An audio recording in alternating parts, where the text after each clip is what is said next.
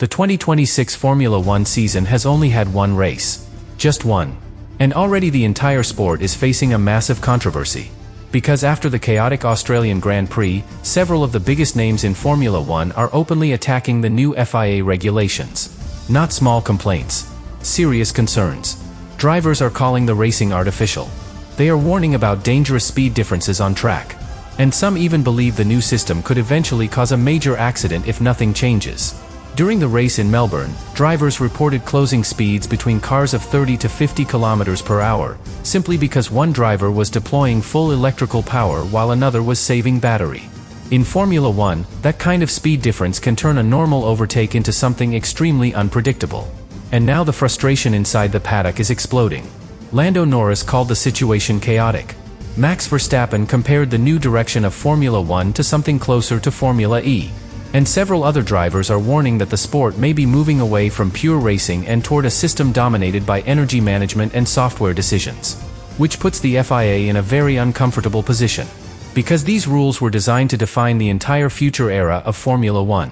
Teams have invested hundreds of millions developing these cars. Manufacturers built completely new hybrid engines around this concept. And yet, after just one race in Australia, the debate has already begun. Did the FIA push the regulations too far? Did the new rules create exciting racing? Or did they accidentally turn Formula One into something drivers barely recognize anymore? Because what happened in Melbourne may only be the beginning. And once you hear what drivers experienced inside the cockpit during that race, you will understand why the entire Formula One paddock is suddenly questioning the future of these new rules. What made the situation explode after the Australian Grand Prix was not just the chaos on track. It was what the drivers experienced inside the cockpit. Because when the race in Melbourne began, many drivers quickly realized something unusual was happening with the new energy systems. Cars were not behaving in a consistent way. At one moment a driver could be defending normally. Then suddenly another car would appear behind with a massive burst of electrical power, closing the gap at an incredible speed. Not because the driver behind was simply faster, but because the hybrid system had more energy available at that exact moment. And this created one of the strangest racing patterns Formula One has seen in years. Drivers overtaking each other, and then being overtaken again almost immediately on the next straight. Not because of mistakes. Not because of tire degradation. But because the energy deployment cycles kept changing from corner to corner. Lando Norris described the experience as extremely artificial. According to him, the race in Melbourne often felt less like traditional wheel-to-wheel racing and more like a situation where the software inside the power unit was deciding when cars could attack or defend. And that is where the biggest concern started to appear. Because when the hybrid system becomes the main factor controlling speed differences, the drivers themselves begin to lose control of the situation. Sometimes a driver is forced to save battery, which means lifting earlier before braking zones, reducing speed, managing energy. At the same moment, another car behind may be using full electrical deployment. The result is a massive closing speed between two cars on the same straight. In several cases during the Australian Grand Prix, those speed differences were estimated to reach between 30 and 50 km per hour. And when cars are already traveling close to 300 km per hour, that kind of difference becomes extremely dangerous. That is why Norris warned that if these situations continue, it may only be a matter of time before something serious happens. Because drivers are no longer fully controlling the rhythm of the race. The energy systems are.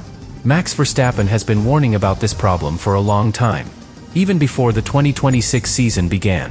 When the new regulations were first revealed, he immediately questioned whether the direction Formula One was taking made sense. According to Verstappen, the new generation of cars forces drivers to spend too much time thinking about battery levels and energy deployment, instead of focusing on pure racing. Instead of pushing the car to the absolute limit.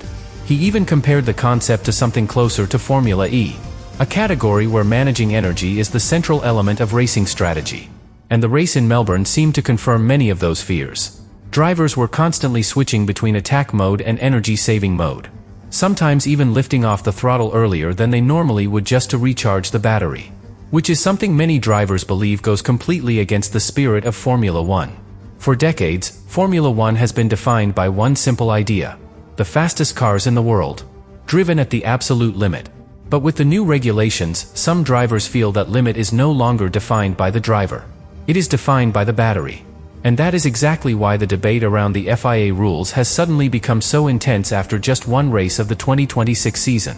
Because if what we saw in Australia becomes the normal pattern for the rest of the year, then the sport may be entering one of the most controversial technical eras in its history. But the criticism from the drivers did not stop with the energy systems. Because the chaos seen in Melbourne also exposed another issue many drivers had already been worried about: the balance of the cars themselves. Under the 2026 regulations, the aerodynamic philosophy has changed significantly. The cars now rely less on pure downforce and much more on the hybrid system for performance, which means drivers are dealing with machines that feel very different compared to previous generations. Less grip in fast corners, more sensitivity when the battery deployment changes, and a car that sometimes feels unpredictable when the energy system switches between harvesting and deploying power.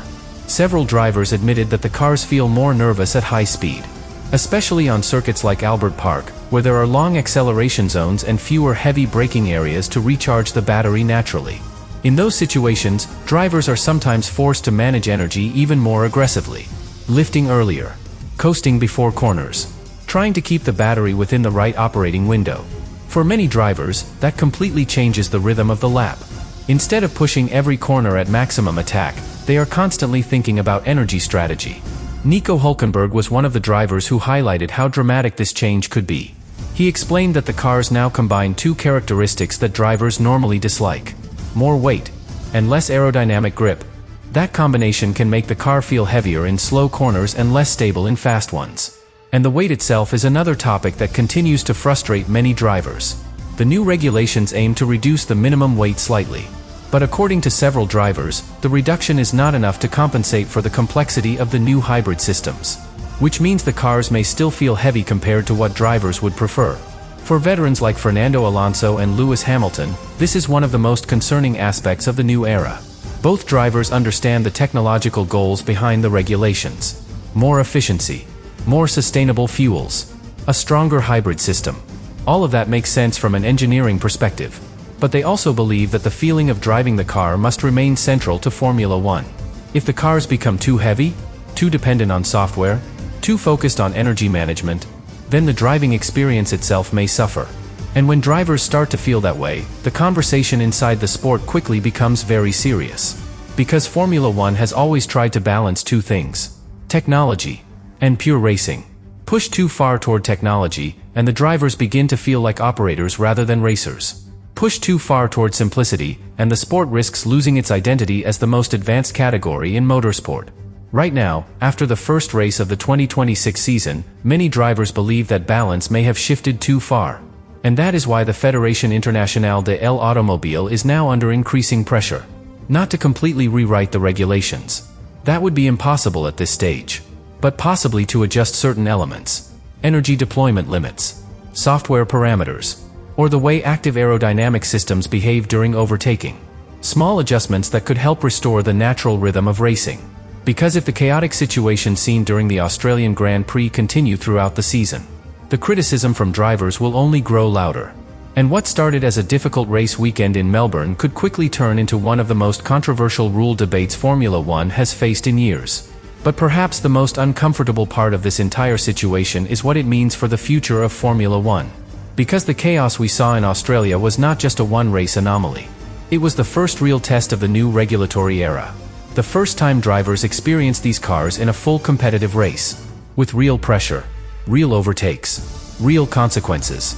And what many drivers felt during that race was something they had already feared during testing. A car that sometimes behaves more like an energy management system than a pure racing machine.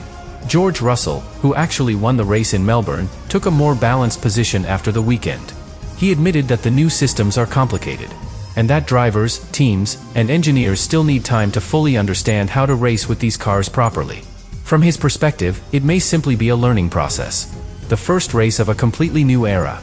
But even Russell acknowledged that the pace differences created by the energy systems must be monitored carefully. Because if the speed gaps become too extreme, they could create dangerous situations on track. That is exactly why the Fédération Internationale de l'Automobile is now reviewing everything that happened during the Australian Grand Prix. Not because the regulations themselves are necessarily wrong, but because the way teams are using them in real racing conditions may create unexpected side effects. Engine deployment strategies, active aerodynamic behavior, energy harvesting patterns. All of these elements are now being analyzed in detail. And if the governing body believes certain aspects of the system create too much instability or risk, adjustments could be introduced during the season, usually through technical directives or software limits rather than massive rule changes. That approach has been used many times before in Formula One. When a new regulation arrives, the first races often reveal behaviors that engineers did not fully predict. Sometimes the solutions are simple: a limit on certain modes, a change in how systems can be activated, or a tweak to how overtaking tools operate. Other times, the sport simply adapts. Teams learn, drivers adjust their style, and what initially feels chaotic eventually becomes normal. Right now, nobody inside the paddock knows which path this situation will follow. But what is clear is that the debate surrounding the 2026 regulations has already started much earlier than anyone expected. Normally, these kinds of discussions appear later in a season, after several races, after teams fully understand the cars. But this time, the conversation exploded immediately after the first race in Melbourne, which tells you how dramatic the change in driving experience really is. For some drivers, the new rules represent the future of Formula One. More advanced hybrid technology, more strategic complexity, more unpredictable racing. For others, it feels like the sport is moving away from its core identity, away from drivers pushing machines to the absolute limit every lap, and toward a system where software, battery levels, and energy management dictate the rhythm of the race. And that is the real challenge now facing the FIA.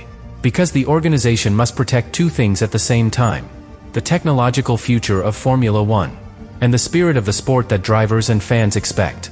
If those two elements fall out of balance, the controversy we saw after the Australian Grand Prix may only be the beginning.